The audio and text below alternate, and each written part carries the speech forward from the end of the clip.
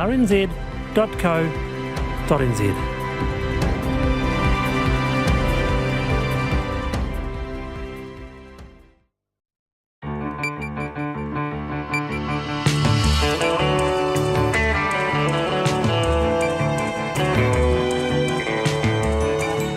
Whakarongo mai koe ki te reo irirangi o Aotearoa. This is Checkpoint on RNZ National. I'm Lisa Owen. Haere nei. Moving out, Hutt Hospital was forced to close some departments after being deemed an earthquake risk. So where are patients being moved to? Speaking of pressure on the system, the government's throwing more money at expanding mental health and addiction services. The big question there, where are the specialists coming from? Fears there's more to come after a Wellington school is targeted twice with racist abuse. We test the market for the government's cash for gas guzzlers scheme, and the e-car leasing pilot gearing up to provide low-income families with low-emissions vehicles. Plus, the future of your potato peels, eggshells and apple cores is at the end of your driveway. Check us out, Sky Channel 83.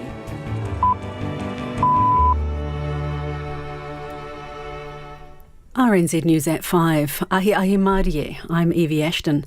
Hutt Hospital in Lower Hutt is to clear critical services out of its main building because it's an earthquake risk. The Heritaonga building houses services such as maternity, the children's ward, coronary care and the special care unit for newborns. The District Health Board's Chief Medical Officer, John Tate, says the news is shocking.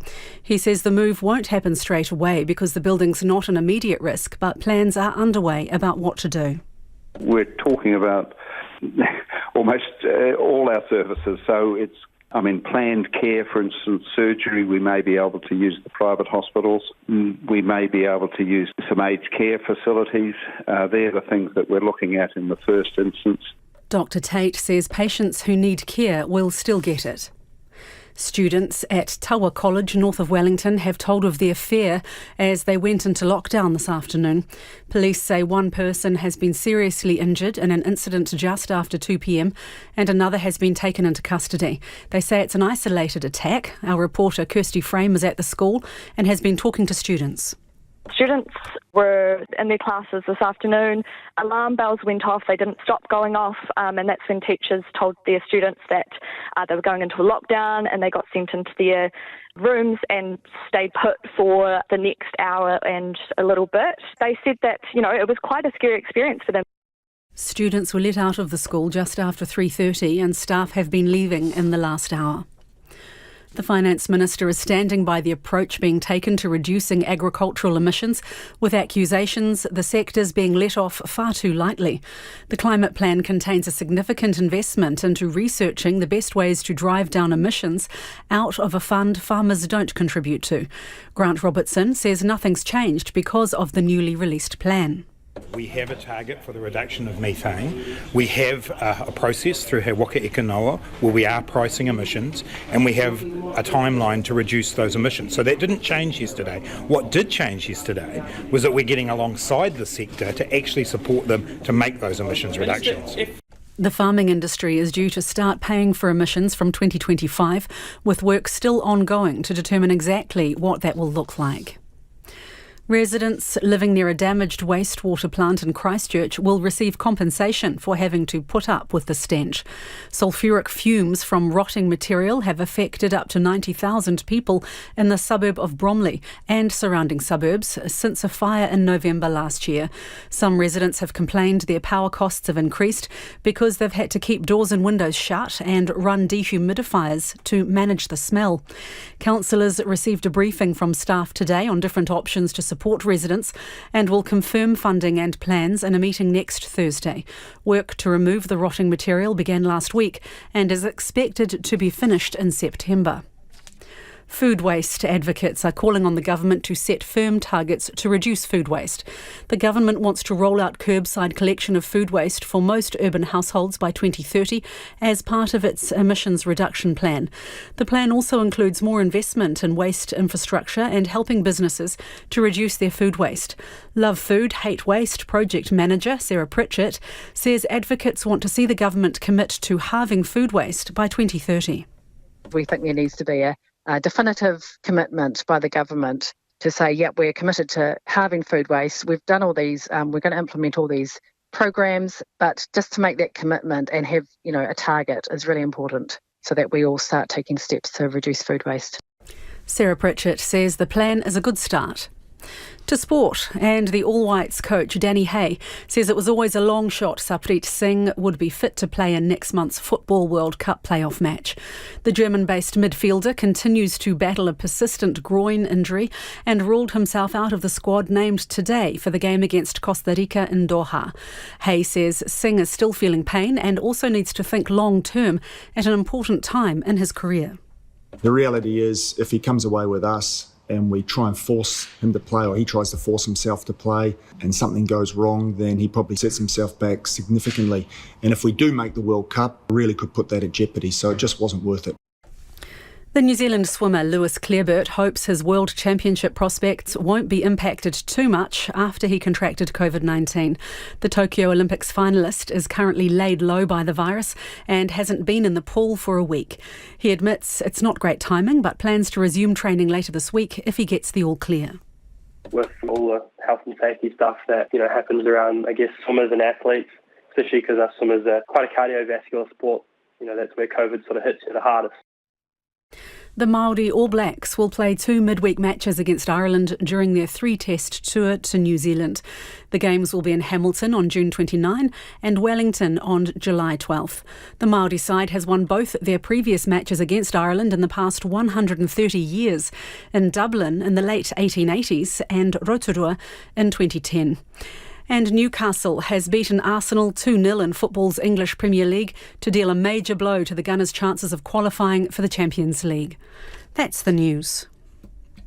Beefing over agriculture emissions. Relying on techno fixes and industry self-regulation doesn't cut it, especially for one that makes up 50% of our emissions. And who pays for the pollution? I'm not really keen to. We don't like to pay any more bills than what we really have to, and quite frankly, this is the least of the worst of the two options. As McDonald's flips its last patty in Russia. I remember when the first McDonald's restaurant opened in Russia. There was such excitement, such huge crowds. I had to queue for 3 hours. No Bull here. Morning report, weekdays from 6 on RNZ National. You're with Lisa Owen on Checkpoint next. Right now, the short forecast from Met Service to midnight Wednesday. Northland, Auckland and Coromandel. A few showers turning to rain tonight, clearing in Auckland and Coromandel tomorrow morning, but rain's returning there in the evening. From Waikato to Taranaki, including Bay of Plenty and the Central High Country, rain possibly heavy this afternoon and evening, clearing tomorrow morning. From Gisborne to Wairarapa, occasional rain developing this afternoon or evening, and then clearing tomorrow morning. From Whanganui to Wellington, rain possibly heavy in Whanganui and Manawatu, easing this evening or overnight. It's fine tomorrow.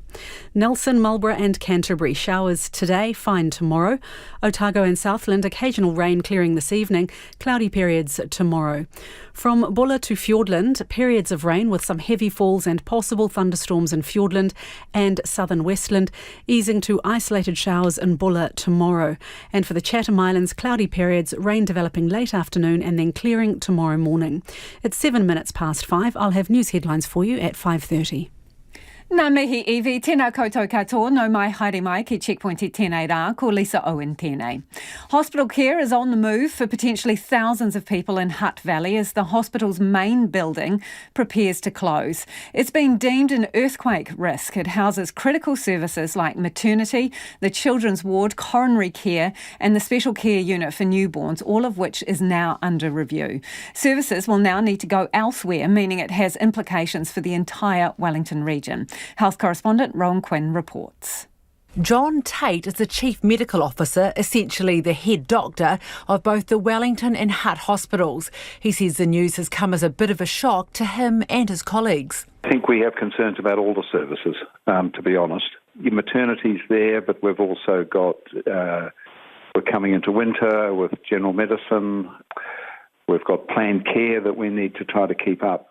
The move out is not immediate. Plans are underway about how to do it. Dr Tate says there's a big job ahead to move the crucial services. We're talking about almost all our services, so it's planned care, for instance, surgery, we may be able to use the private hospitals. We may be able to use some aged care facilities. They're the things that we're looking at in the first instance. There may also be temporary buildings erected, and the hospital's talking with Christchurch Hospital about what it did during its rebuild. The news has people in the hut worried. I just think it's absolutely shocking, and I think it's rubbish. Where is people supposed to go now, I wonder? People that are pregnant and people in a rush to get services. That would be my worry. Surprise and shock. The Mayor, Campbell Barry, says he was also shocked to get the news. The Hiratonga block itself houses 79% of the beds and services, so this is a huge hit on the totality of the hospital, and it's 25% in the region's capacity as well. Those regional services include the burns unit, and with all services in Wellington and Porirua already stretched, having to take on Hutt patients too could make for longer waits for everyday care. A Lower Hutt National MP, Chris Bishop, says people need answers. What I want to know from the DHB Chief Executive and the Board is exactly how earthquake damage the building is.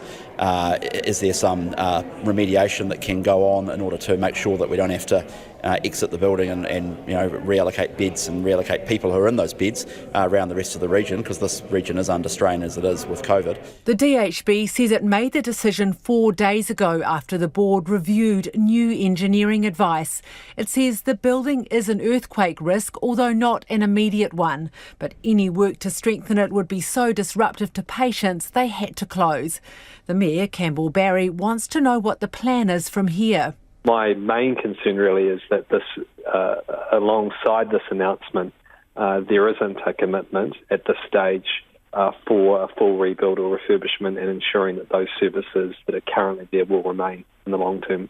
The DHB's assuring anyone who needs care now that they should still come to the hospital, and there are no immediate plans to move out. It is 10 minutes past 5. Kia mau tonu mai. You're listening to Checkpoint on RNZ National. Tawa College in Wellington was put into lockdown this afternoon after a person was injured and taken to hospital. Our reporter Kirsty Frame joins us now from outside Tawa College. Kirsty, what do we know about what's happened? Hi Lisa, so we're outside the main entrance of Tawa College here on Duncan Street. Inside and up the driveway, police are still undergoing a scene examination, and there is still definitely a police presence here, much less than what it has been over the last hour or so that we've been here. We know that police were called at about 2:15 this afternoon to an incident here, and shortly after that the school was in lockdown for just over an hour. We know now that one person has been transferred to hospital and they are in a serious condition, and police say that the other person involved has been taken into custody. Now, police can't say if the incident today involves students or not, and we've been unable to get confirmation on that from Tawa College as well. Police, however, say that it is an isolated incident and they do not believe that it is gang related, but nonetheless it's been a scary afternoon here for students at Tawa College. You did touch on this, but what exactly is happening at the school right now?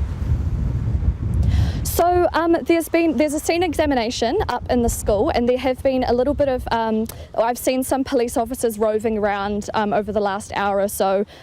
Police cars that were outside the school have since gone, but we've had a few sort of go in and out of the driveway, and as you can see behind me, clearly some staff that have been leaving throughout the day. So there's been some movement around the school, and we did see at one stage an ambulance come up the driveway again, but we got that confirmed that it wasn't related to any further injuries. Thanks for the update, Kirsty. That's Kirsty Frame from outside Tawa College. The Climate Change Minister, James Shaw, is sending a strong signal to voters. The plan to slash emissions would have been stronger if his party held the balance of power. Green Party co-leader says he delivered a plan for a Labour government. Here's our political reporter, Katie Scotcher. The government's billing its plan to tackle global warming as a turning point in New Zealand's history. It is a plan like no other, and its significance cannot be underestimated. But the National Party doesn't share the same enthusiasm. While it supports the government's emission reduction targets, it's critical of its plan to reach them. There is a lot of mush as you work your way through that document. Christopher Luxon is particularly critical of what he's calling corporate welfare. As part of the government's plan to slash emissions, it's spending $650 million over 4 years on moving industries away from using fossil fuels. Some of that money will be spent on banning new low and medium temperature coal boilers and phase out existing ones by 2037. Mr Luxon says big companies don't need the help. The message to corporates is very clear. Get on and get removing emissions right now. They've got financial capability to do so. They don't need to be waiting around wondering whether the government's going to give them more subsidies. But Mr Luxon's criticism does not extend to the agriculture sector. The industry received more than $700 million in the emission reduction plan, despite farmers not having to pay a cent into the pot of money set aside for climate spending until 2025. Agricultural emissions doesn't actually have a natural technology pathway or roadmap in the world. No one has captured that or has worked that out.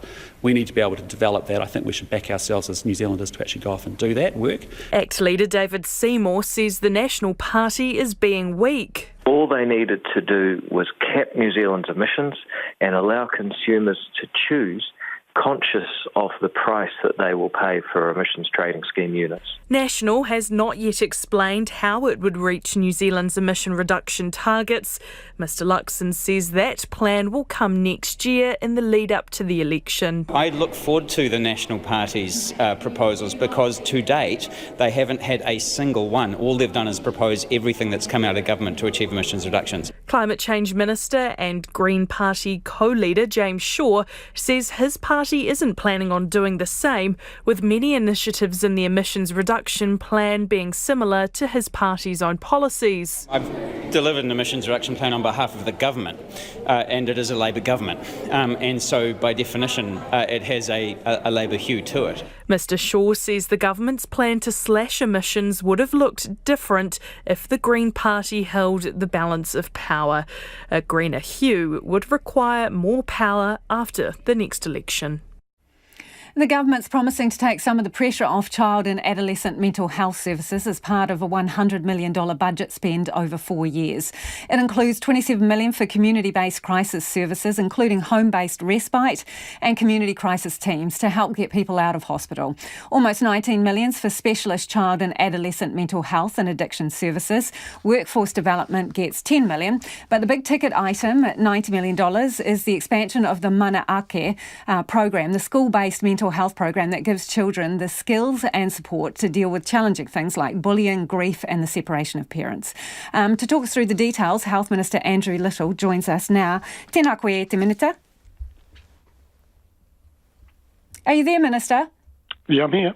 Oh, fantastic. Can we start with Hutt Hospital before we move on to the mental health spending? What kind of pressure is this going to put on services around the region having to move some of these patients to other places because of the earthquake risk?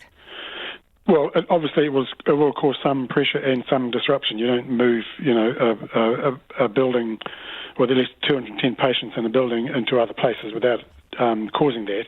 But this is the decision that the board has taken because of the advice they've got, and they need to, they can act appropriately to protect the safety of everybody, patients, staff, and everybody else.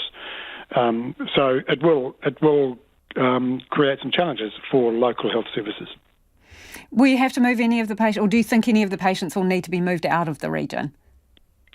Certainly don't expect that. The advice I've had is that those people managing the process think they can accommodate patients in other parts of the greater Wellington area, at least on a short-term basis, before next decisions get made. Have you asked other DHBs to check their buildings in light of this? Well, all building owners, which therefore means all DHBs, are having to check their buildings. It's a requirement of the earthquake legislation. So if it hasn't already happened, it will be happening. Okay, let's move on to mental health now. Expanding these programs, where are you going to get the specialist mental health workers that you are going to need to support the expansion? We are going to have to recruit offshore, as we have been, doing with our mental health services for a long, long time. But part of the investment is also in developing and growing our own, as we have done with previous budget investments in workforce development for this particular workforce. How many do you think you're going to need offshore? Psychologists, counsellors, social workers? Can you put a number on it? I don't have a precise number on it. I mean, we know that particularly in child and adolescent mental health services, there's huge pressure. It's variable across the country, but across the system as a whole, there's huge pressure. We know we need to add more people, and we want to be able to treat up to 1,300 more young people in those services. So we will have to recruit more to get into there. The world is short of psychiatrists and clinical psychologists, but we will have a recruitment campaign aiming to fill those places. So do you accept that potentially the rollout of this could be delayed because of staff shortages? Well, we've announced the funding, and it'll be mainly Health NZ and the Māori Health Authority to then put in place the arrangements and get the recruitment underway, where it comes, those activities that are based on funding arrangements with community providers, is getting those arrangements in place. So it won't happen kind of on the 1st of July, but it will happen over the next few months to get those arrangements in place.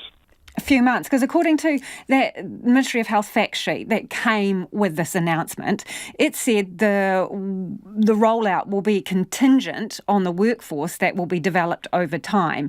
So are we talking years in order to get the number of staff you need, or months? No, it'll be months. I mean, it's an appropriately cautious statement that public servants typically make, because, look, the workforce, or the labour market, is fiercely competitive for these particular roles and these people. So we're queuing up, as the rest of the world, to get people, but we do attract people here, and we will continue a recruitment campaign to do so. Earlier in the year, you launched a recruitment drive for mental health nurses, right? So how's that going? I don't have figures on that, but that is well underway. That recruitment drive goes to the end of June. Any from overseas here yet as a result of that campaign?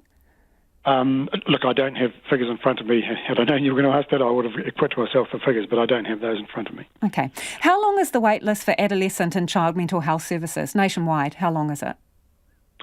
I don't know how long the list is. I mean, there is a wait list, and we know that when you look at the... But Minister, and I'm sorry to interrupt, would that be in the hundreds or the thousands of children and young people waiting to access mental health services? So when you look at the time that it is taking to see people, roughly a third of child and adolescent mental health referrals are seen within 48 hours. Compare that to adults, it's about 2/3 of adult referrals are being seen in that time, and that's because of the lack of specialists. So there is a wait list. It is significant, and those wait times are being pushed out, and that's why we have to address this as quickly as we can. Mental Health Foundation has put out a statement today. You may have seen it. They are welcoming the spend, but they also are expressing disappointment about what they call a lack of a clear, comprehensive and targeted plan to improve the mental health of New Zealanders. They say if we continue to piecemeal fund parts of the puzzle, one pilot here, one clinic there, and that we need a plan. Where is the plan, is their question. Can you answer that? Yeah, the plan is Kia Manawa Nui, which we released at the end of last year, which is the 10-year plan for the rebuilding of our mental health services, and the Mental Health Foundation was very much part of that. I think what is, the Mental Health Foundation, they provide a very constructive voice on the community support for those with mental health unwellness and who need support in that respect.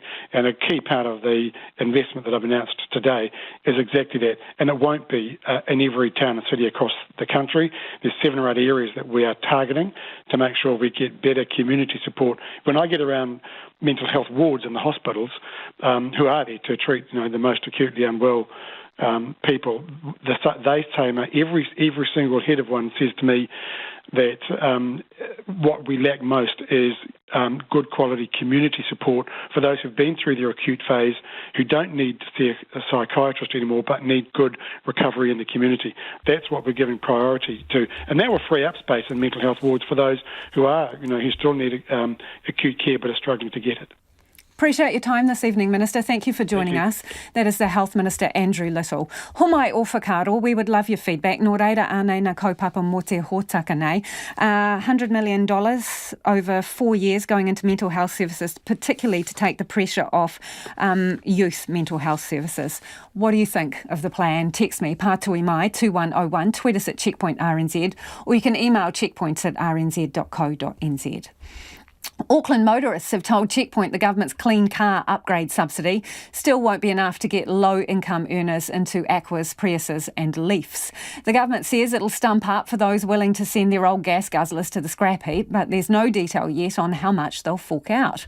So in the meantime, we sent reporter Nick Trubridge and cameraman Nick Monroe car shopping.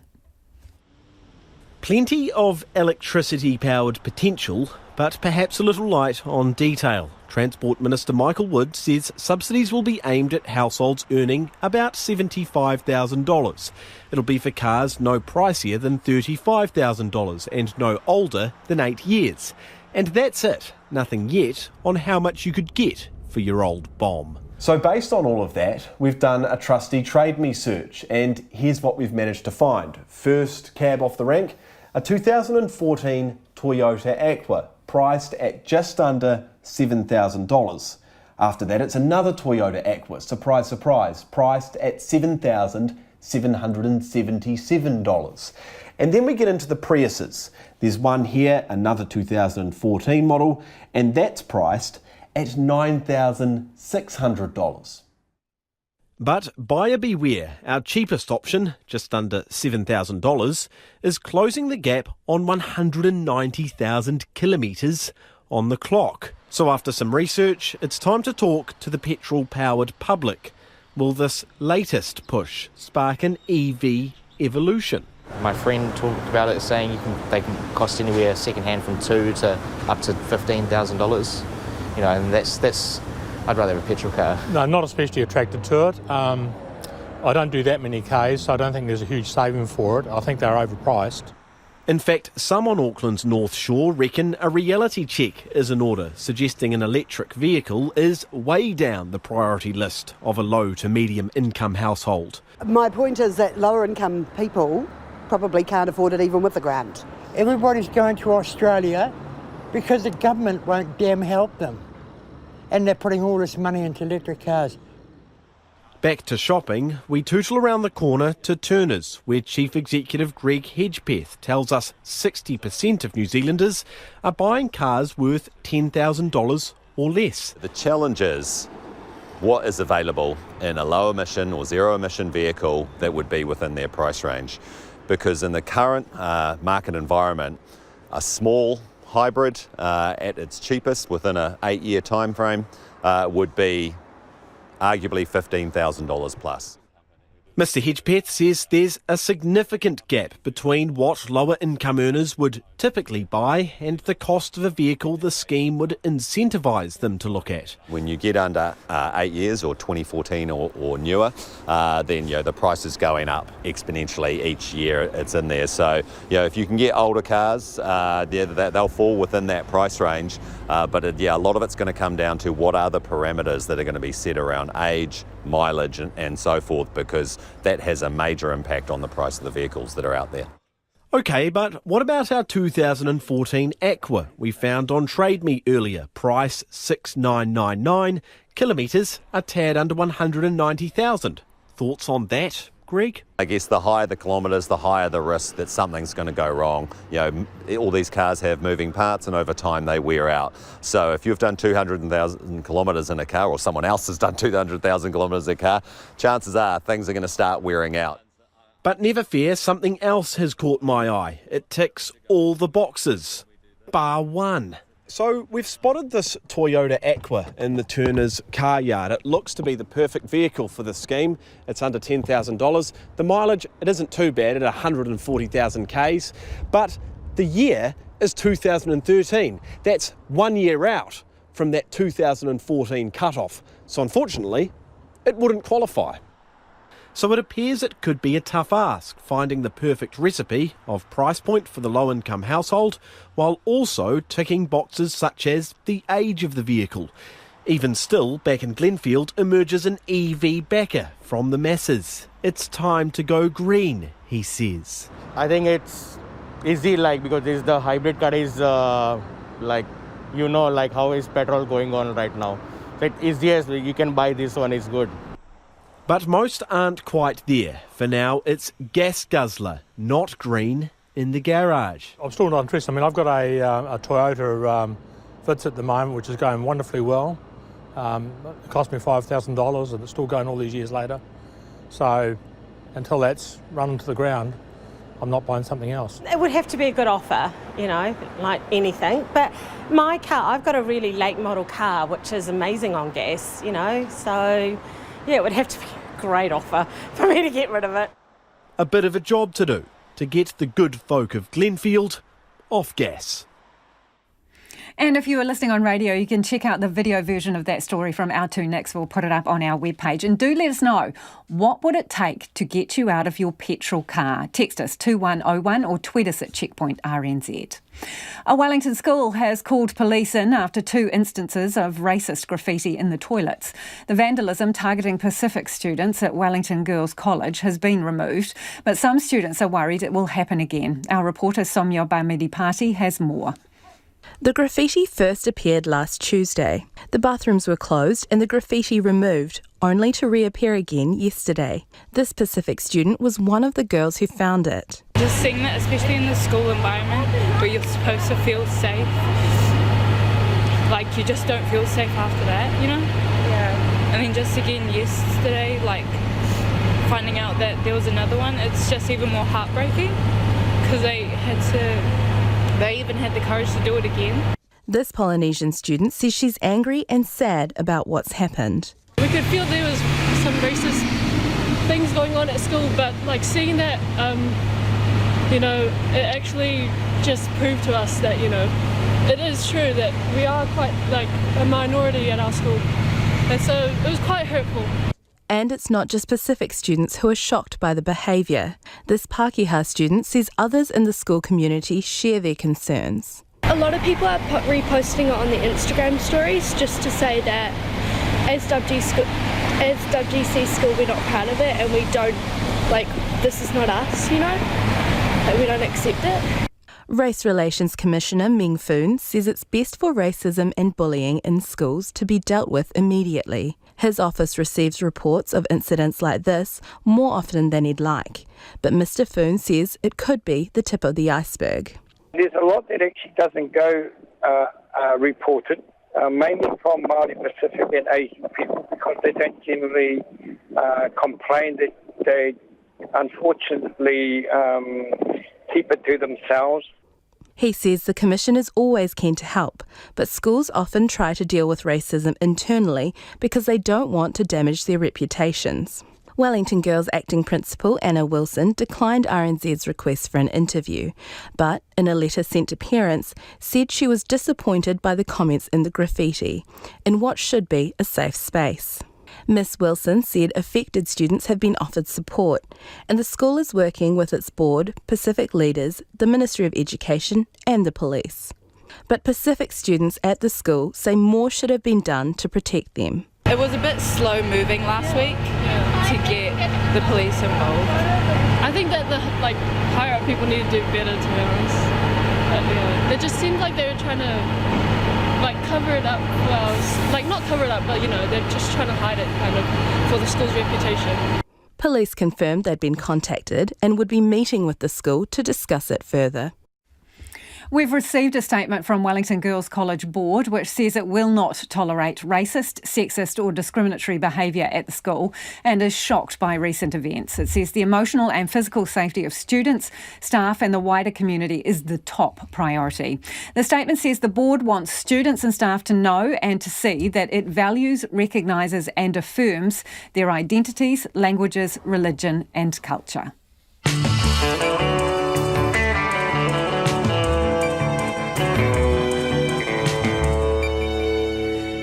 E te iwi e haere nei e a Checkpoint. Sand Wars, Auckland's biggest supplier of sand for concrete, appeals the decision to stop taking it from Pakiri Beach. And the impact of China's interminable lockdown hits home, why shipments from China to the United States are now taking up to 5 months. Homai o whakaro, we would love your feedback on anything on the program this evening. Text us 2101, tweet us at Checkpoint RNZ or send us an email, checkpoint@rnz.co.nz. Time for the headlines now. Anei a iwi mina pita pita kōrero. Police are examining the scene at Tawa College in Wellington after an assault put the school into lockdown this afternoon. One person was taken to hospital with serious injuries and the police say the other person involved has been arrested. Students say alarm bells rang non-stop and they were sent to their classrooms for more than an hour. Hutt Hospital in Lower Hutt is moving critical services out of its main building because it's an earthquake risk. The Heretaunga building houses the maternity and children's wards, coronary care and a special care unit for newborns. The DHB's Chief Medical Officer, John Tate, says the news is shocking, but the move won't happen straight away because the building is not an immediate risk and patients who need care will still get it. The Health Minister, Andrew Little, has told Checkpoint the government will have to recruit offshore to get the staff it needs to boost mental health services. The government has announced $100 million in new spending for specialist mental health and addiction services, including $90 million to expand the school-based mental health program. Mr Little says community crisis services will get $27 million and there's nearly $19 million for child and adolescent services over 4 years. People living near a damaged wastewater plant in the Christchurch suburb of Bromley will receive compensation for having to put up with the stench. Sulphuric fumes from rotting material have affected up to 90,000 people in Bromley and surrounding suburbs since a fire in November last year. Work to get rid of the rotting material is expected to be finished in September. And advocates for reducing food waste are calling for firm targets after the government announced it wants curbside collection of food waste for most urban households by 2030. The emissions reduction plan also includes more investment in waste infrastructure and helping businesses to reduce their food waste. Love Food, Hate Waste project manager Sarah Pritchett says the government should commit to halving food waste by 2030. Those are the headlines. Our next news and weather is at 6. Kia ora rā e hoa, no mai hoki mai, this is Checkpoint, ko Lisa Owen tēnei. Ko taku hoa e nei ko Nona Peltier, who's in the studio to talk about all things business. Okay, Nona, let's start with Z Energy. The new owner reckons that New Zealand will have greater fuel security as a result of its takeover. Why do they say that? Well, they're it's a company called Ampol, and they just listed themselves on the New Zealand Stock Exchange today, so you can now buy shares in Ampol. But look, one of the things is the Marsden Point, which was a refinery, as we can recall, now no longer is a refinery. However, Ampol has refining capacity in Brisbane. It also is an importer of fuel. So one of the reasons it wanted to buy Z was because it saw an opportunity there for it to become an importer of fuels into New Zealand. So it's one of its businesses, and it's saying, well, because we do this, it's going to give you a little bit more certainty than having to count on whomever might import fuel. Overall, they're suggesting that they can provide more security to New Zealand motorists than others who use fuel. One of the things that was interesting, we'd heard recently about Mobil making a bid to buy out Z Energy's interest in the jet fuel business, because there's a partnership between BP, Mobil, and Z, but there's a preemptive piece where the other parties can buy out one if a new owner comes in. So since Ampol's a new owner, Z Energy's share could be taken over by one or two of their partners. However, when asked, Ampol said they didn't want to comment, so goodness knows what's going on behind the scenes there, but I'm sure we haven't heard the last of it. I'm sure you'll get to the bottom of it, Nona. Bit Prime, counting on customers in the wider community to help put its cryptocurrency business back on track. What is Bit Prime and what's it up to? Remember we talked about them last week. They're a trading platform so that if, they provide liquidity to the market. So if you wanted to trade your Bitcoin, you'd have a platform to do it on. Well, anyway, it's a growth company. They ran out of cash last week when the Bitcoin really went through the floor, as well as a lot of other cryptocurrencies. So the investors in the business were a little bit hesitant to keep bankrolling this growth company, and so pulled back. But they have secured some finance, and they're doing it through, believe it or not, crowdfunding. They're asking their customers to support them. Apparently, even some of their competitors are helping them out. Who knows? But anyway, they're hoping they're going to get back in business, have that trading platform up again this week. Okay, let's take a spin around the markets. And I've noticed, Nona, that you're wearing some jazzy shoes, just perfect for taking a trot around the market. They're lovely, aren't they? Okay, well, the top 50 index, it fell 20 points, which isn't too bad because overall the market's a bit nervous about, well, all things China, all things everything, really. Supply chain. Did I mention supply chain yet? It wouldn't be business news if you didn't. Right, supply chain issues is another. Okay, so the dollar... so 20 points down to 11,138 is the NZX Top 50. The New Zealand dollar gained a whole cent overnight against the US because I guess some people are a little bit concerned. So what does that bring us to, a whopping 63 cents or something? 63.3? Wow, you're a great guesser. Okay, 90.4 Australian. So that's hardly any change. And 51.3 pence. Thanks, Nona. Ka kite. Nona Peltier there with Business News. It's potentially the biggest investment of your life, buying a house. So how do you know that the real estate agent you're dealing with passes the sniff test? While the Real Estate Authority is working on new guidelines for what makes a fit and proper agent, and they're asking for your views. In the past year, the authority saw its highest ever number of licensees. But at the moment, the fit and proper requirement in the law that governs real estate agents isn't actually defined. So joining us now is the authority's Chief Executive, Belinda Moffat. Kia ora, Belinda. Oh, kia ora, Lisa. So right now, how does the REA assess whether someone is fit and proper if there's not an actual definition? Look, we have always undertaken a fit and proper assessment of those people making an application to be a licence. And what we have had regards to in the past has been jurisprudence that has come through from decisions by the Real Estate Tribunal, by courts, by other systems as well. And we are now really putting into these guidelines all of those factors that we have always looked at over time. So what we're doing, it's not creating a new requirement, but it's just providing some really good transparency for everybody about those factors that we consider. So defining it more specifically and basically providing a checklist. So I'm wondering, are you going to do things like, gang affiliations, criminal record, time frame for your convictions, dishonesty offences? What's going to be on the checklist of what makes you fit and proper? Look, absolutely. The types of things that we'll look at are, as you say, we'll look at past convictions. We'll look at any indications that could call into question the trustworthiness, integrity or honesty of the applicant. We might look at bankruptcy. We can look at disciplinary proceedings. Again, as I say, these are things that we've always looked at in the past, but we're just making sure it's really clear both to our consumers and the public that we do undertake these checks, but also to our licensees or potential applicants so that they know what we are looking at and what we expect from somebody who is going to join this profession.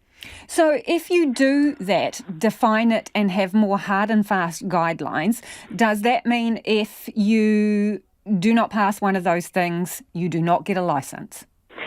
The question for the registrar is to look at these things in the round. So they'll look at a number of factors. As the registrar's decision is one to be satisfied that they meet these criteria. So it's not going to be like a checklist where there's any one thing. We will look at the matters in the round. So, for example, if there has been a past conviction and yet we can obtain information from that applicant that time has elapsed, that they can demonstrate rehabilitation, they've got evidence of employment, then they may still meet the criteria. In other cases where those conditions and those factors can't be demonstrated, then yes, they may be unsuccessful in their application. But most importantly about these guidelines is their draft, and we really want feedback from people to tell us whether we've overlooked any factors that should be considered. We also want to make sure that they're really easy to understand so that people can apply them well. So, as I say, it's open for feedback from anyone in New Zealand to contribute to. Given the amount of money people spend on properties, isn't it ludicrous that there isn't a hard and fast definition of what makes a person fit and proper to be a real estate agent? Well, yes, you could argue that it's a little bit more tricky to sort of say, right, what's the black and white principle? But I think overarching for this is, from a policy point of view, there are so many different factors that do feed into what makes someone fit and proper. And if you look at the guidelines that we've issued, the draft guidelines, you'll see there's a wide range of principles. And there are a number of different professions across New Zealand that do assess fit and proper. So, what we are able to do is take that principle that's used in other contexts but apply it to the real estate setting.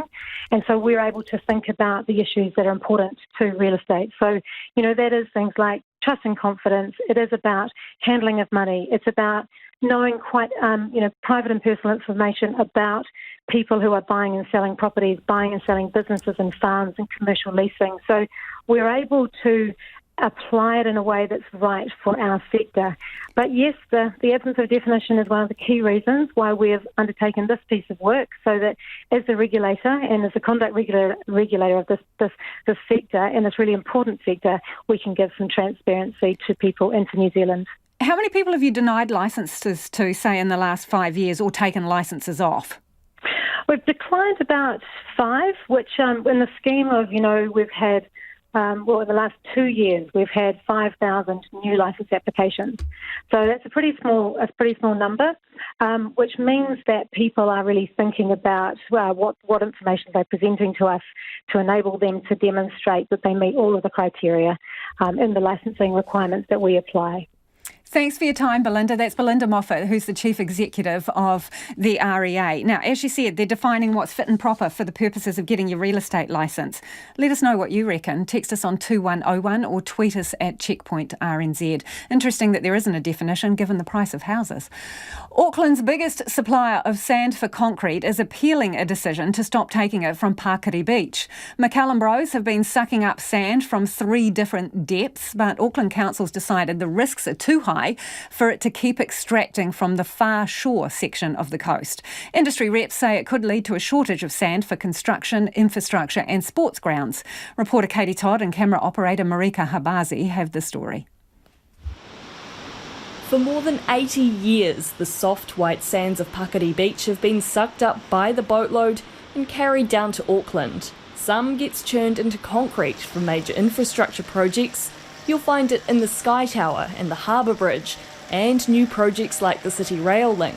Some is used to top up inner city beaches like Kohimarama and Mission Bay, and some is used in the creation of horse racing tracks, golf courses and sports turfs. But one of 3 resource consents the sand mining company McCallum Bros rely on has just got a red light from Auckland Council.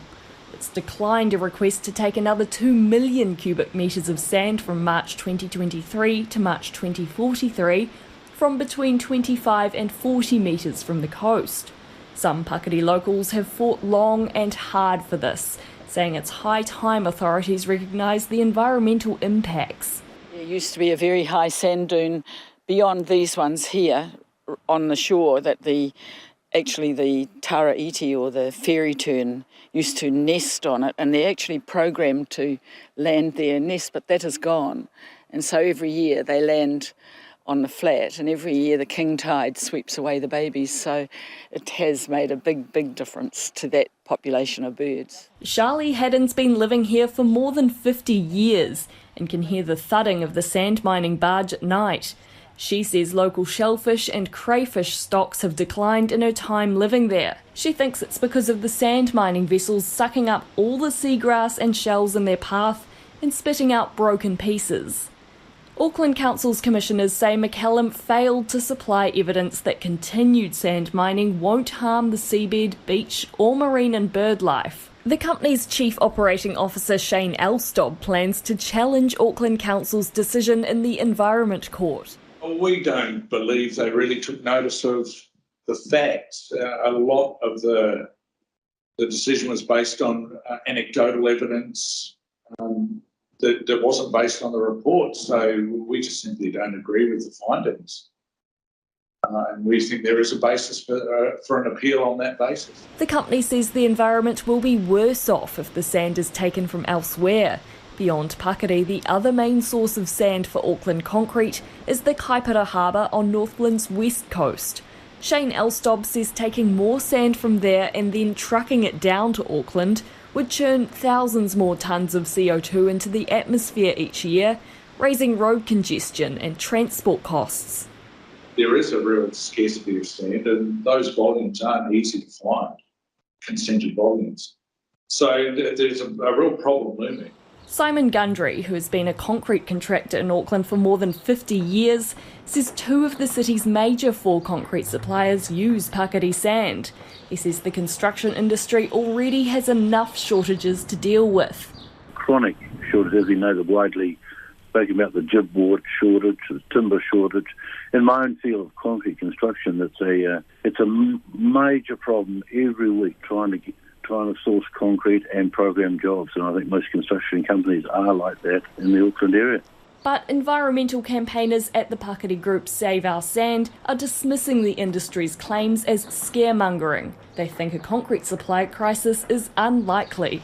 Charlie Haddon believes mining companies simply see Pakari Beach as a cheap and easy resource, but she says it's time to look at alternatives, like manufactured sand, especially with the company's other 2 resource consents coming up for review in July or August. I think it would be a great shame if the council and our government, who are both crying the environment and climate change, I think it would be a terrible shame if they don't put their feet down and say no. McCallum plans to lodge an appeal for the first resource consent before the end of the month. To the US now, and an 8-year-old survivor of the Buffalo shooting has spoken of hiding in a refrigerated cooler inside the supermarket during a gunman's rampage, which left 10 people dead. An 18-year-old white supremacist used a Twitch channel to live stream the shooting from a camera mounted on his helmet. Police say it was a racially motivated hate crime. CNN's Olivia Proyer reports. People say I'm a really brave girl. 8-year-old London Thomas, her mom and her dad went to the Tops on Jefferson Avenue in Buffalo Saturday to gather supplies for a cookout and a birthday surprise. When I went to Tops, we was like buying some cake mix for my mom, but she did not know.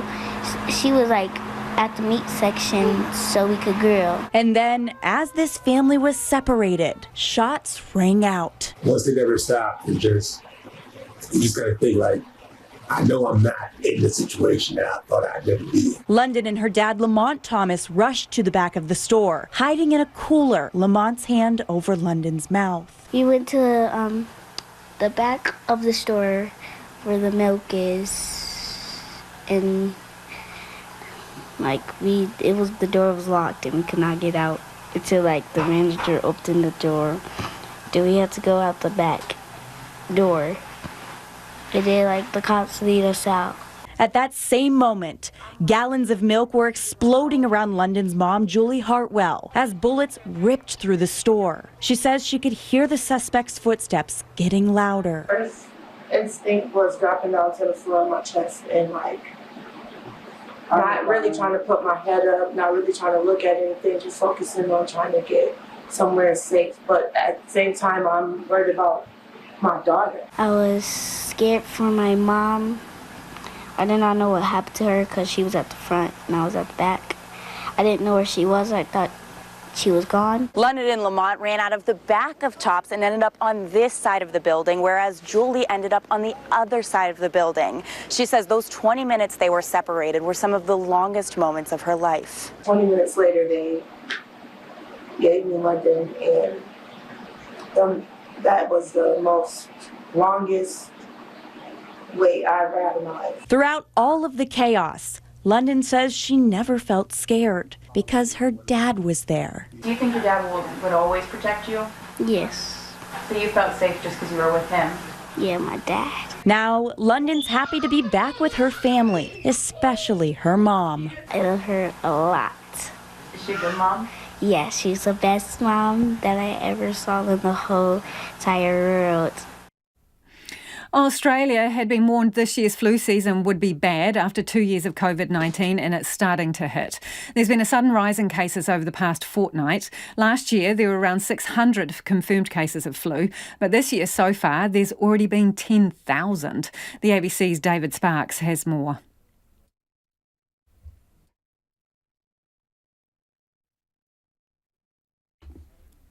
And let's move on to another story. $95 a week to lease an e-car. Eco-friendly but affordable or expensive. An e-car leasing trial is gearing up to provide low-income families with hybrid vehicles. The government yesterday announced $20 million for a low-emissions vehicle leasing scheme for low-income families. But charitable foundation Akina is pulling ahead with its own pilot. CEO Nicola Nation says it'll be launched next week. It's a social car leasing program, and 20 whānau will have access to leased hybrid vehicle for a period of 3 years.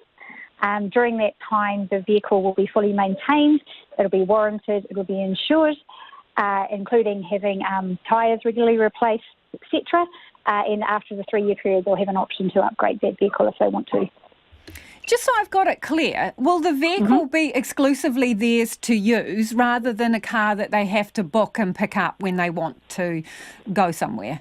Absolutely. So this is a leasing program and the car is just for whānau. It's not a car sharing program.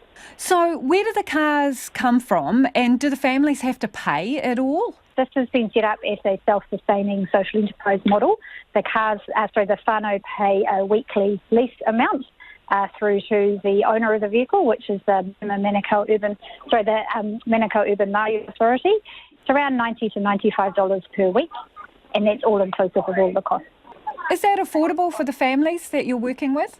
Yeah, that's another great question and one that we've looked at and been asked at length.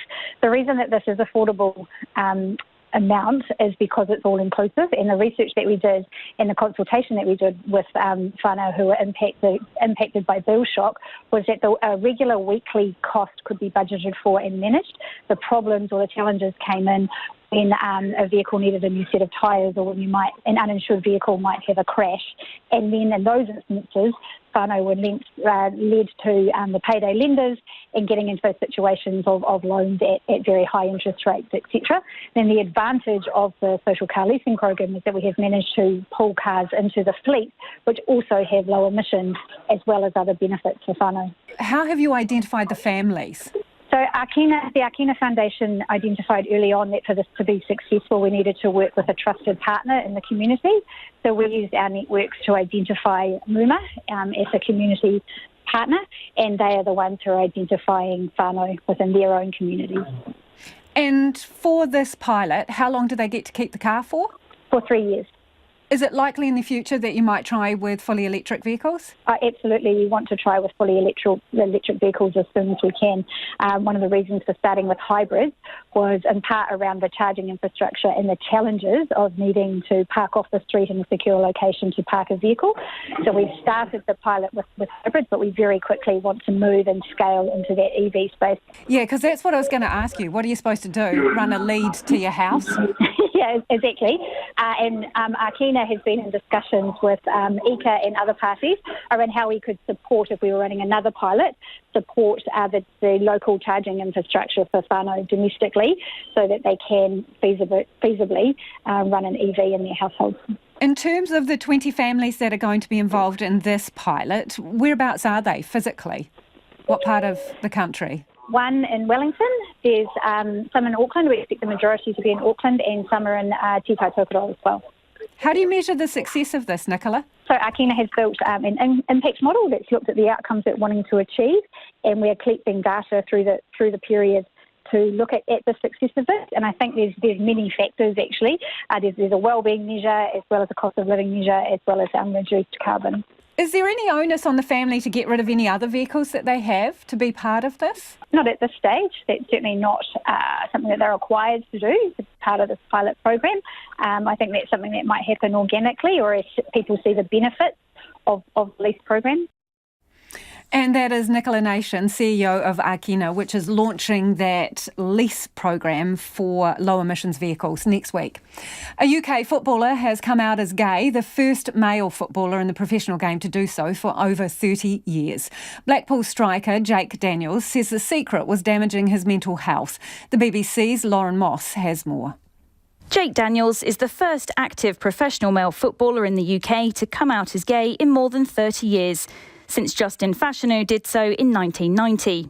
Although there were 40 openly gay, lesbian or bisexual players in the Women's World Cup in 2019, the men's game has lagged behind the likes of other sports, including cricket, rugby and athletics. The 17-year-old striker, who has scored 30 goals in Blackpool's youth team this season, spoke about his sexuality in an interview with Sky Sports News and said it is a massive relief. It's been such a long time of lying and I've just processed every day of just about how I want to do it, when I want to do it, and I think now is just the right time to do it. You know, I feel like I'm ready to tell people about my story. I want people to know the real me. parliamentary report in 2016 found that despite what MPs described as a shift in society's attitudes, there has been little evidence of that visibility in sports like football in recent years. Homophobia is a long-documented problem, with language sometimes used in the stands often put down as banter, believed to be a reason why there are not any other openly LGBT players. Blackpool Football Club say they're incredibly proud of Daniels. He follows in the footsteps of Australian footballer Josh Cavallo, who came out last October and is just the second openly gay professional male player in the world at the moment. Daniels says that he hopes he will now inspire others. To your feedback now on the announcement of $100 million over 4 years going into mental health services, particularly to expand child and youth services.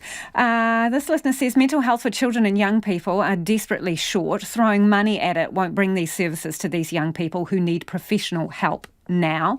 Mike has got in touch and says, my wife and I continue to struggle to find a psychiatrist to see our mentally unwell son, but there is no capacity with a dire shortage of psychiatric support and huge demand. Please help us, says Mike. Tim says, how does the Health Minister know he needs $100+ million for mental health if he does not know how many extra staff they need? Typical Labor action, spend money first, do the plan after, says Tim. And this one, Little's statement is absolutely not true. There are exhaustive wait lists and lack of professionals to give the urgent mental health help needed. All he has is yet another plan. And this one, $25 million per year, is about 1% per year. That isn't going to even get close to covering inflation. Completely underwhelming, that listener says. On the subject of EVs and what it would take to get you out of your car, this person says range. I regularly do 250k drive, 500k's return in a single day. Need a vehicle that can do that with a battery. RNZ News at 6. Good evening, kia ora tātou. I'm Evie Ashton. Hutt Hospital is considering using private hospitals and aged care to help pick up patients as it closes one of its main buildings. The Heretaunga block is deemed an earthquake risk and is being cleared of all wards and services, but not immediately. Health correspondent Rowan Quinn reports. The Heretaunga building at the main entrance to the hospital is home to 80% of its services. That means Hutt Valley patients will have to go elsewhere to get care for things like maternity, paediatrics and recovery from surgery. The hospital's Chief Medical Officer, John Tate, says temporary buildings are also an option, as is moving people to other places around the region. The Lower Hutt Mayor, Campbell Barry, says losing the building is a big hit and he wants to know the plan to care for Hutt patients. Police are still at Tawa College in Wellington, where a report of an assault sent the school into lockdown this afternoon. One person has been taken to hospital with serious injuries. It's not yet known if they're a student. Police say the other person involved has been taken into custody. The incident was reported around 2:15 this afternoon and the lockdown has since lifted. Students have told RNZ it was a scary experience. They say alarm bells rang and didn't stop when they were sent to their classrooms for over an hour. Police believe it's an isolated incident and not gang-related. A scene examination is underway. A new poll suggests most New Zealanders want the government to maintain its overall spending in this week's budget rather than increase it. The poll, which was conducted by Curia and commissioned by the Taxpayers Union, surveyed 1,000 people in early April.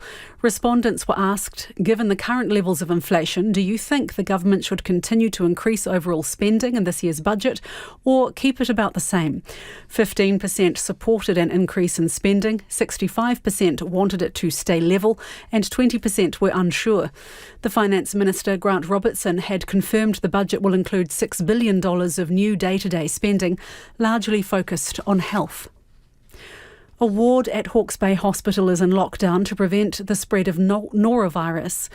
8 patients and 7 staff have come down with the highly contagious vomiting and diarrhoea bug. Our Hawke's Bay reporter, Tom Kitchen, has more. A 38-bed ward has been put into lockdown as a precaution. The DHB is asking people to stay away from visiting the hospital if they have a stomach bug or flu-like symptoms.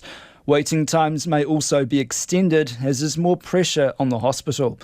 While there's no confirmed reports of norovirus in the community, a gastrobug is circulating in 3 early childhood centres across Napier and Hastings.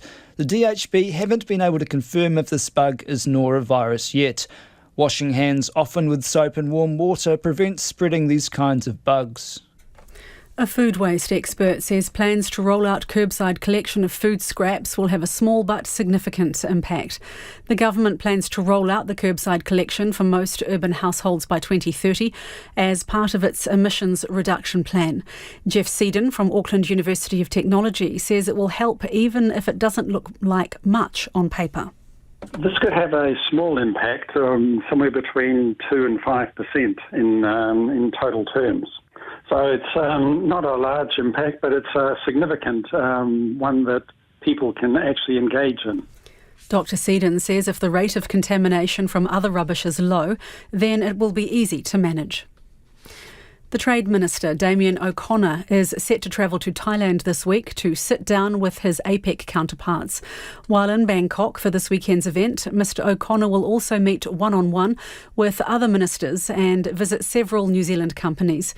He says ministers will be focused on the economic recovery post-COVID and the fallout from Russia's war on Ukraine. Mr O'Connor says the world needs a strong multilateral rules-based system for trade more than ever.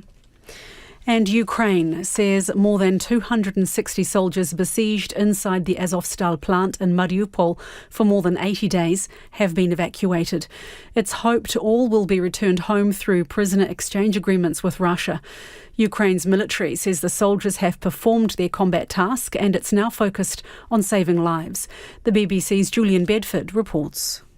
It's not yet clear whether this is the end of the defence of Mariupol, the bloodiest single engagement of the Russian campaign. But the Ukrainian Defence Ministry has confirmed about half of the troops thought to have been inside the Azovstal steelworks have been evacuated. Some of the most grievously wounded have been taken to Novoazovsk in Russian-controlled territory. President Zelensky said the International Red Cross and the UN had been involved in the operation, adding that Ukraine needed its heroes alive. That's the news. Tonight on Nights, Tony Stamp samples new music from Te Kahu, Horace Andy, and Girls Against Boys. Singer Marlon Williams takes over the 9 o'clock hour with a special program on what went into making his latest single. And our military historian Damien Fenton remembers a previous Russian attempt to invade a neighbour, the Winter War of 1939-40, with Finland. It didn't go well for Stalin. Find out more on Nights with me, Brian Crump, after the news at 7 on RNZ National. You're back on Checkpoint with Lisa Owen next. Right now, the short forecast from Met Service to midnight Wednesday. Northland, Auckland and Coromandel. A few showers turning to rain tonight. Clearing in Auckland and Coromandel tomorrow morning, but rain's returning there in the evening. From Waikapo to Taranaki, including Bay of Plenty and the Central High Country. Rain possibly heavy this afternoon and evening, clearing tomorrow morning. From Gisborne to Wairarapa. Occasional rain developing this afternoon or evening, then clearing tomorrow morning. From Whanganui to Wellington, rain possibly heavy in Whanganui and Manawatu, easing this evening or overnight, fine tomorrow. Nelson, Marlborough and Canterbury, showers today, fine tomorrow. Occasional rain for Otago and Southland, that's clearing this evening, cloudy periods tomorrow.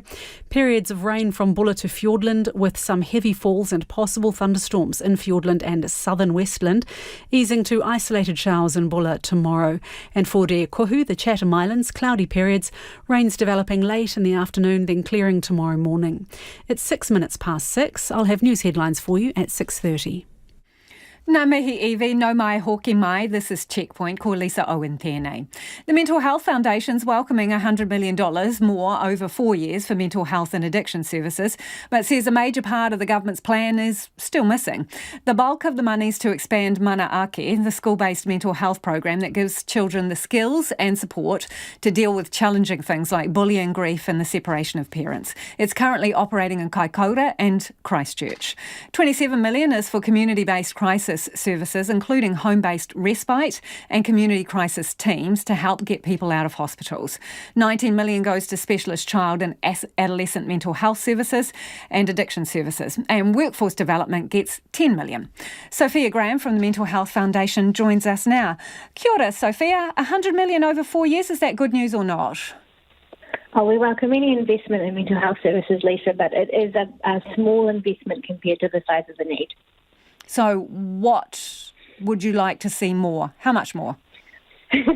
I think what we want to see, and what we have been saying more of and more frequently, is what we want is a plan rather than a dollar amount. We want a comprehensive plan so that we can assess the need, so that we can measure the efficacy of what we are spending, and we know what's going to happen, who's going to be doing it, and how effective the things that we are doing are, and so that we can continue to improve the efficacy of the work that we're doing.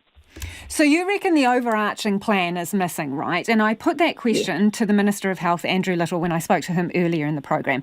And he says there is a plan. It's called Kia Manawa Nui, and that the Mental Health Foundation was part of developing that. And it's a 10-year plan for a rebuild. That is his plan. Do you see it that way? It might sound like semantics, but we see Kia Manawa Nui as not as a plan, but as a pathway. In the pathway, it says it's designed to set the direction of travel, and it has some actions in it, and some are current things that we're already doing. But it's not prescriptive. It provides a direction, but it's not a concrete plan to follow. What we want is a plan with accountabilities and milestones and reporting structures. What are we going to do? Who's going to do it? When will they do it? Who is going to report on what they're doing, and what are the outcomes we're trying to achieve? Kia Manawa Nui is silent on those things.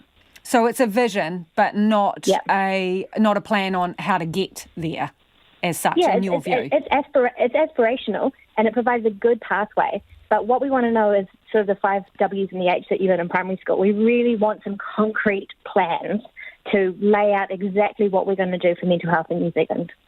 So a lot of this money is to expand existing services, right? So to expand the school-based program and other addiction services.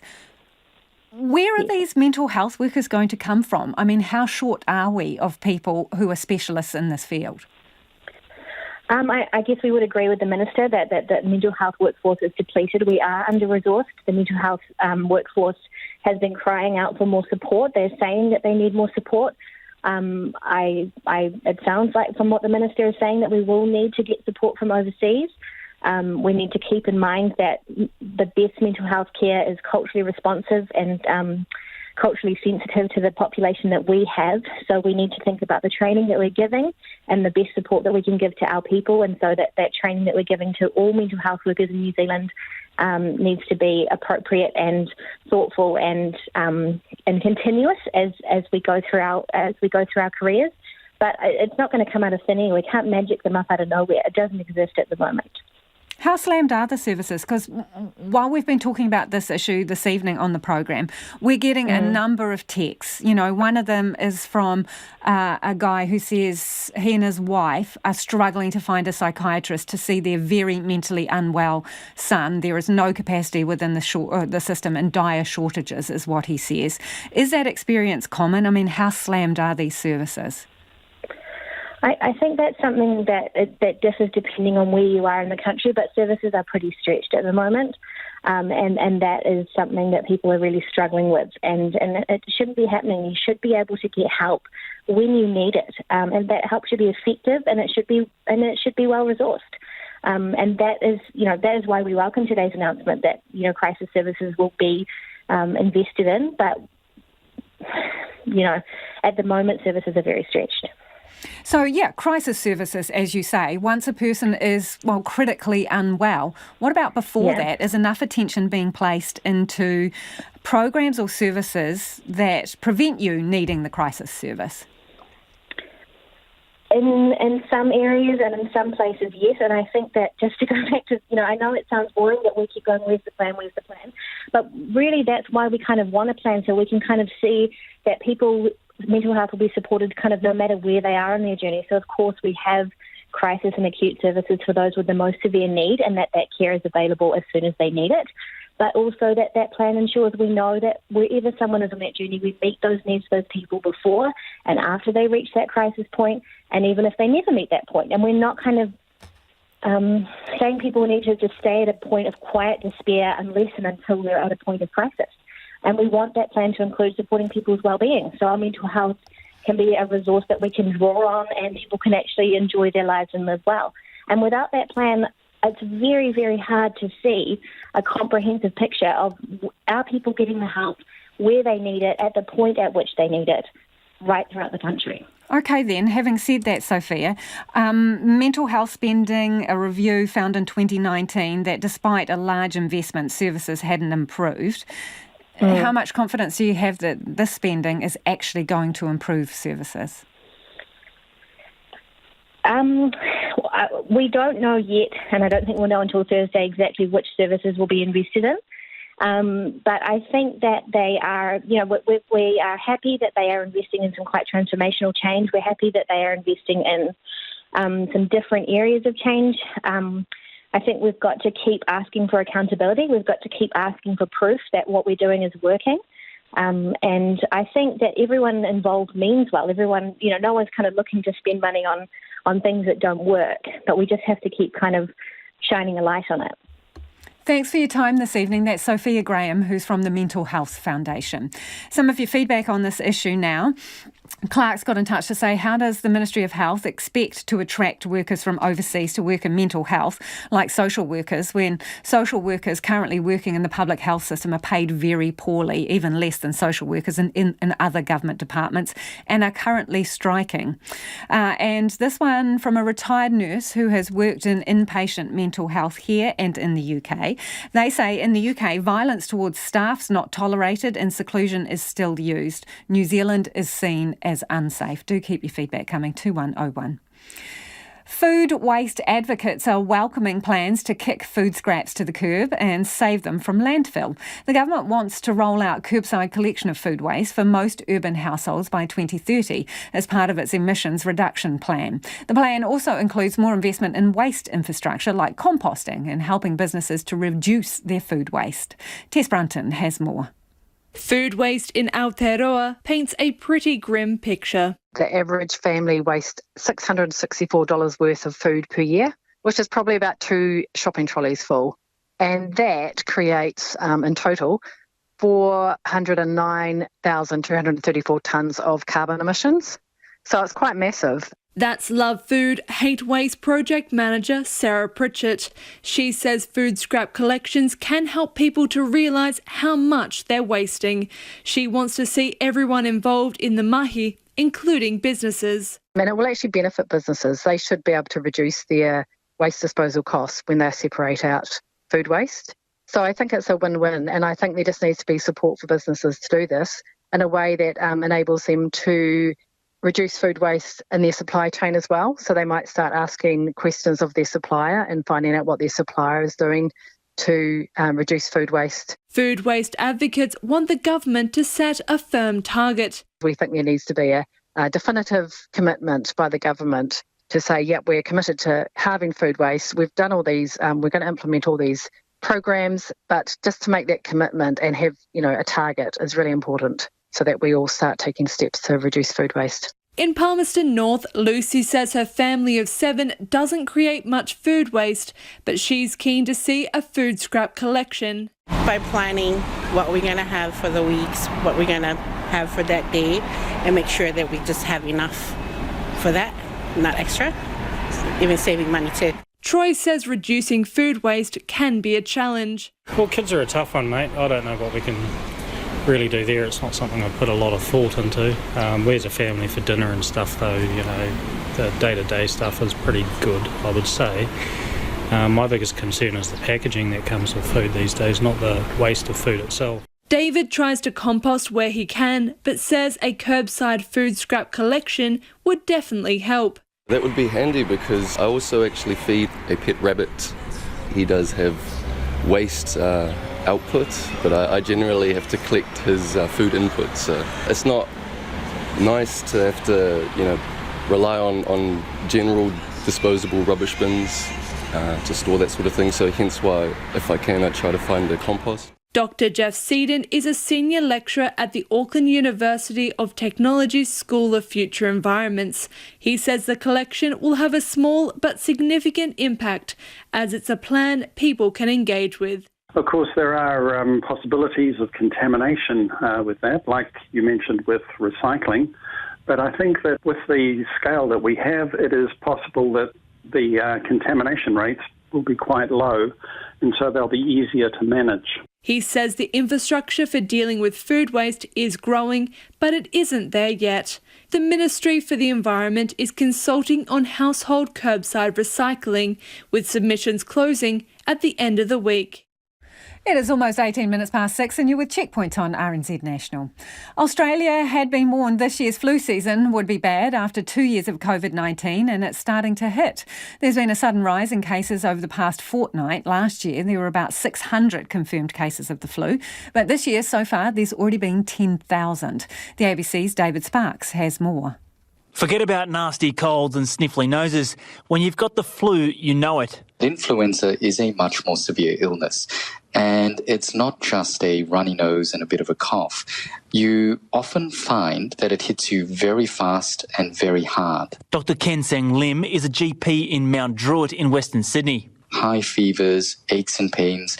People often say they feel like they've been run over by a bus, or they feel as though they're so weak they can hardly pick up a cup of tea. While Dr. Lim's practice hasn't seen a huge number of flu cases so far, he says a pattern is emerging. We've definitely seen a large increase in the number of all kinds of respiratory illnesses over the last couple of months. Some of those have been influenza, but there's really been quite a large mix of things such as metapneumovirus, croup, bronchiolitis, and common colds, in addition to a lot of COVID still. The Federal Health Department releases statistics on the number of flu cases each fortnight.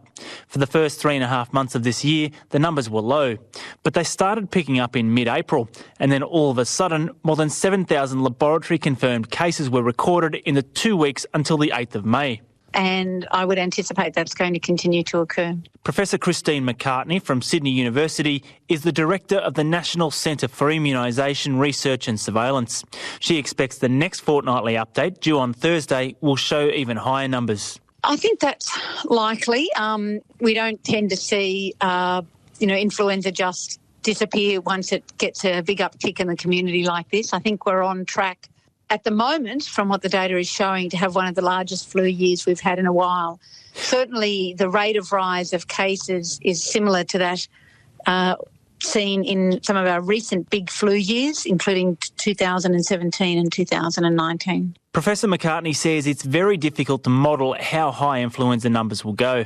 But I think any model at this stage would suggest that we are likely to see a big flu year, and that's based on the fact that we haven't had much influenza, virtually no influenza in people in Australia in the last 2 years. Last year we didn't have very good vaccine uptake, and now this year we've got people moving around across the globe again, which is causing the rapid spread of influenza. And while the flu might force a lot of people off work this winter, she points out it can also be fatal.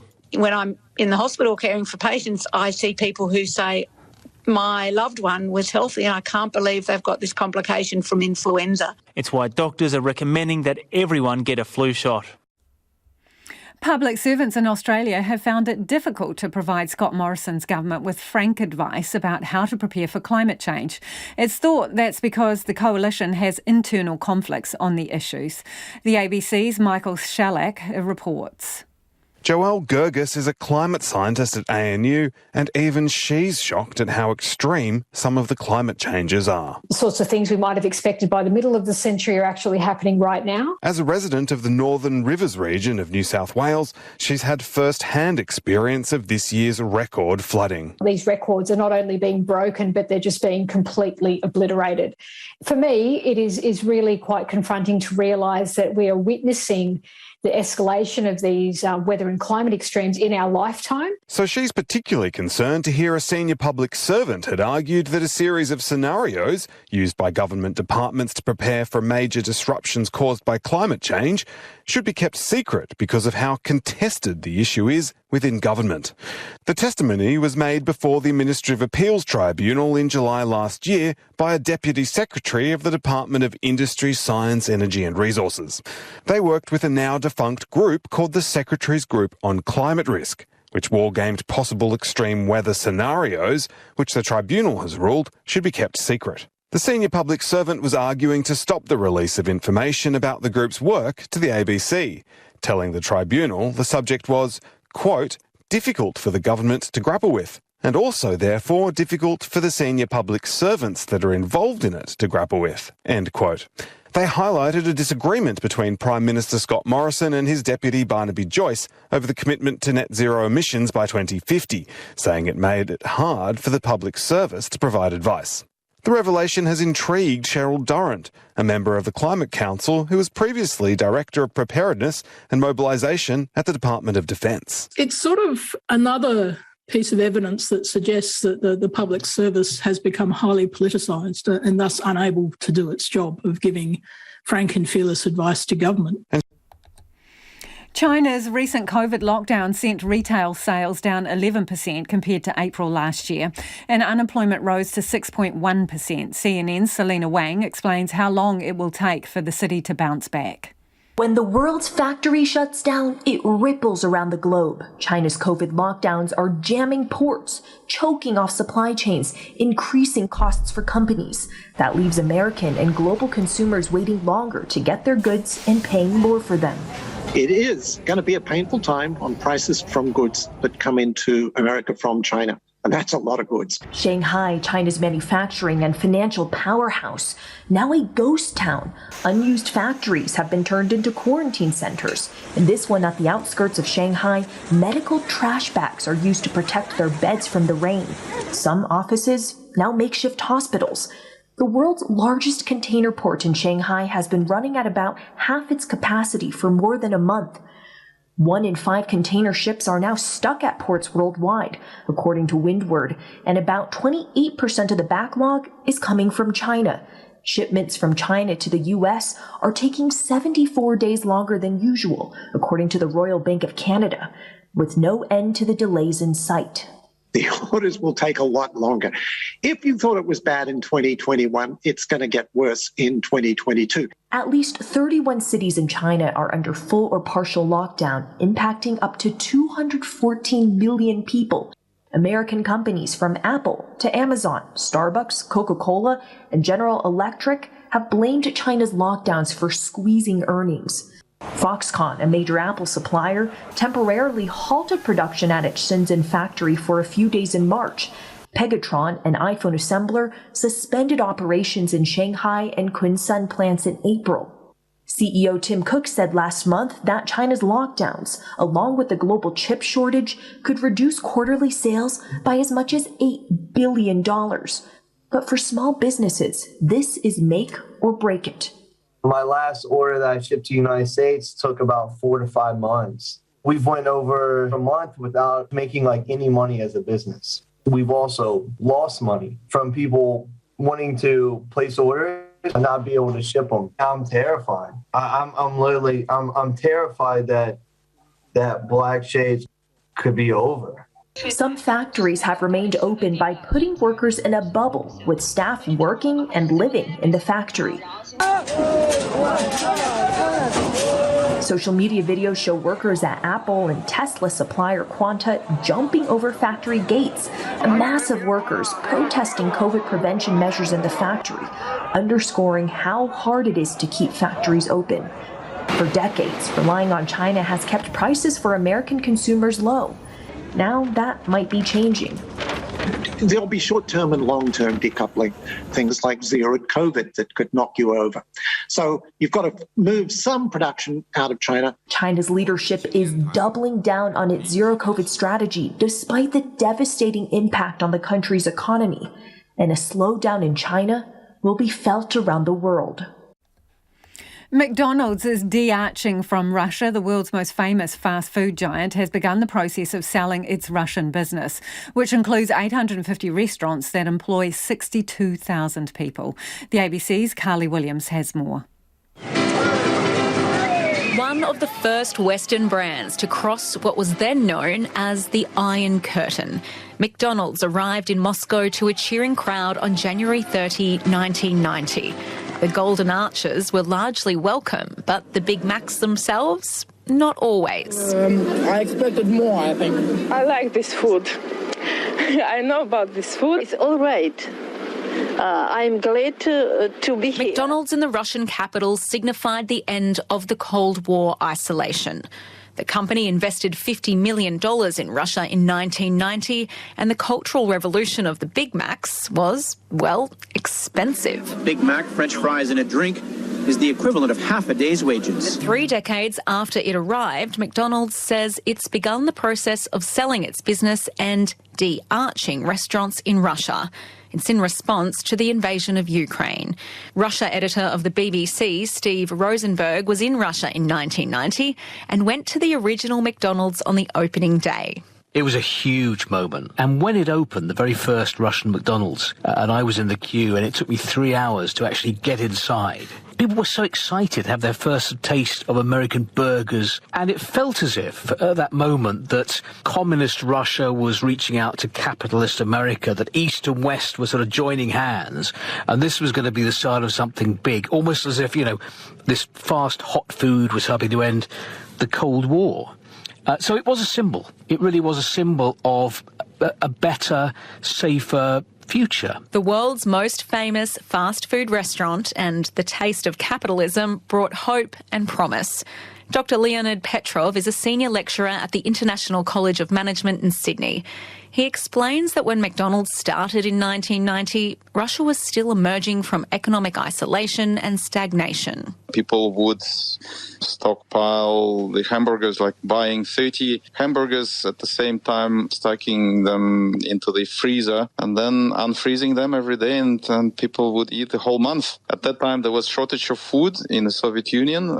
Economy was collapsing. McDonald's provided with an alternative cuisine, something what was associated with the West, freedom, expectations, and globalism. But fast forward 30 years and it's all gone wrong.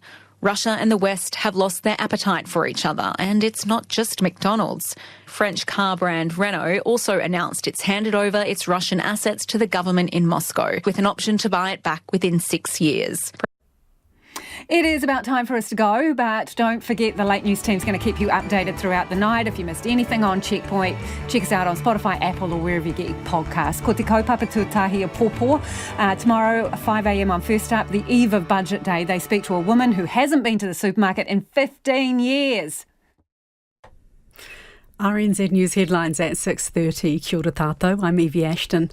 Hutt Hospital says patients may have to be moved to private hospitals or aged care facilities when its Heretaunga block closes due to earthquake risk. The police were called to Wellington's Tawa College this afternoon and say one person is in hospital and the other has been taken into custody. The Mental Health Foundation has welcomed the government's funding boost for mental health, but says it's very small compared to the need. And Trade Minister Damien O'Connor will travel to Thailand this week to meet with his APEC counterparts and visit New Zealand companies. Those are the headlines. Our next news and weather is at 7. We had UN Secretary-General Antonio Guterres saying that signalled a code red for humanity. The IPCC is concerned, as is the United Nations, that really things are happening too slowly. Lately with me, Karen Hay, is your late-night eye on the latest headlines and the people who are making them. And we all make mistakes. One of my favourites is the reply all blunder. You know, you work in an office, you've had some invitation to the social event, and then you get someone who replies all and says, I'm sorry, I'm not going to make it because I've got my gynaecologist appointment. Up to date if you're up late. Lately with Karen Hay every weeknight from 10 on RNZ National. Kia ora, Karen. Looking forward to another edition of Lately in around about 4.5 hours from now. No, 3.5, I think, if I've got my maths right. 3 3/4 to be precise, because it starts after the 10 o'clock news. I'm Brian Crump, getting ready for another night, which starts after the news at 7. My first guest is Damien Fenton, our military historian. And he wants to talk about a relatively recent story of Russia invading a neighbour. and things not going to plan, at least not to Russia's plan. Its invasion of Finland in 1939. But in this half hour, it's a special edition of Party People because Mihi Narangi Forbes is joined by Shane Depot, but not Tau Henry. In his place, also probably on the right of things, Simon Bridges.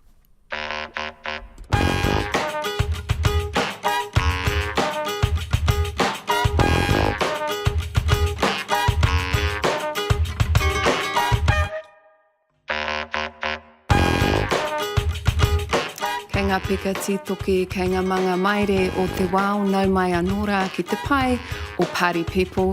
E tukuna atu nei I runga I ngā iarere o Ranginui kia tatu iho ai o na painga ki runga kia papatua nuku e hora nei ko mihi ngā rangi ahau e whakamāno atu nō reira tēnā koutou katoa. Welcome to Party People, funded by the Public Interest Journalism Fund. The bad news is we are still in emergency accommodation, waiting for the borders of the RNZ studios to let us through again. The good news is that Shane and I are joined by, drumroll, Manuhiri Tuarangi Meki. He is the yak daddy of conservative politics, the man who most succinctly described Maureen Pugh's contribution to Parliament. The second best looking MP Tauranga's ever had after Bob Clarkson. Ripping Ngāti Kino Haku in the mighty King Country, we have Simon. Tēnā koe. What have you been up to? I'm really busy for an unemployed person, actually. I'm doing podcasts with famous people. I'm going to lunch. I'm thinking about the world's problems. I'm watching Netflix. You've got the main job. No, I don't. Making the lunches. Yeah, exactly. Doing the school I drop-off. do a bit of that. I've dropped the kids at school this morning, so yeah, it's good. But you're not going to let us in on any employment coming in the Just pursuing opportunities. As Shane has told me off air, it can be very hard for MPs. We have a window of time, 18 months, and so I'm just busy cleaning that window. Did you catch his valedictory speech recently? I did, the 14 If you points. were to review it, what would you say? I think that, he told people to be bold, not to be beige, the 14 points. No, I listened to it. I thought it was a very good valedictory. Often, politicians, the best speeches they ever give is their valedictory or the concessions when they lose. But no, it was a very good speech and some messages in it for us all.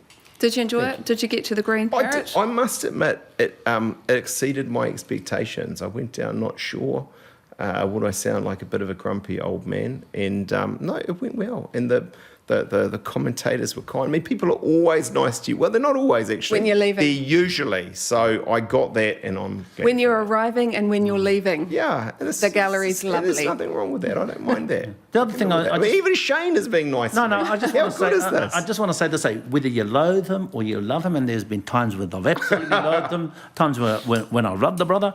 But I think that you can say to Simon, he's always been true to his political instinct and guts, and not enough people. And that was the Still speech. being nice to you. No, I like that. And then that was the speech. I want to see a bit more of that. I'm concerned that we're talking about off here. Going into the next election, it just might be a bit vague. And I want to see a bit of, we're commentators here. We need a bit of interest. True. We can't have this beige and... Because this is Party People through a Māori lens, tell us a little bit Ngāti Kino Haku. Whereabouts in Maniapoto are you from? Oh, yeah, Oparuri, close to Waitomo there. And, I think the thing I always reflect, I suppose, as a politician now today at least a political commentator, is it wasn't really until, it's a weird thing, becoming a political leader, actually, that it forced me in a good way to think about some of these things and to go back there and to meet whānau. And, it's been a great, I hate this word,